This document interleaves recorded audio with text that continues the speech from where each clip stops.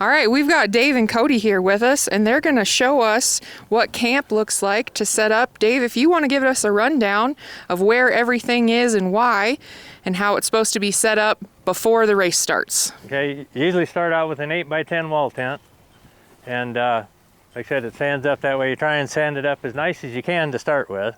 It won't look like that when you're done, but they'll have to have 4 ropes on each side. If you have more holes, don't worry about that. But you need to have at least 4. And then there's 4 stakes on a stake on each corner, and then your ropes for the ridge poles, and the stakes for those. Inside you have the sleeping bags, and they can just be cloth, but they still have to be a bag. So they're like this, to where you can actually crawl in them if you have to. But they need to be 30 by 60.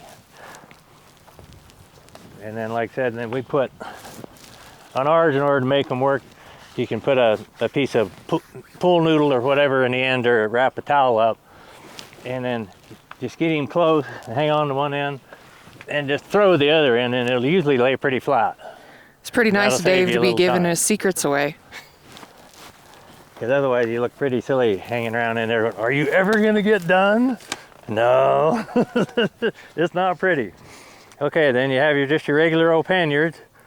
That we've custom made these, but they just need to be, it's easier if they're big enough that you can get your stove in them.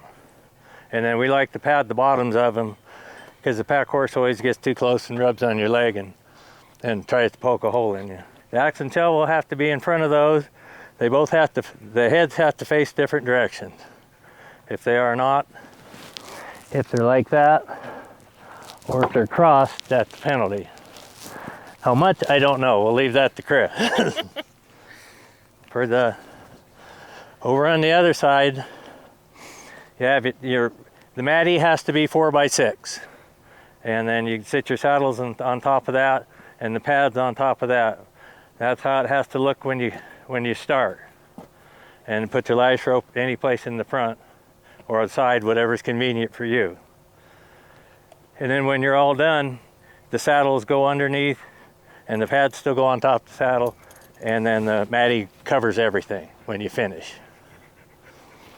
And then the horses get tied to the hitching rack and hope they'll stay there.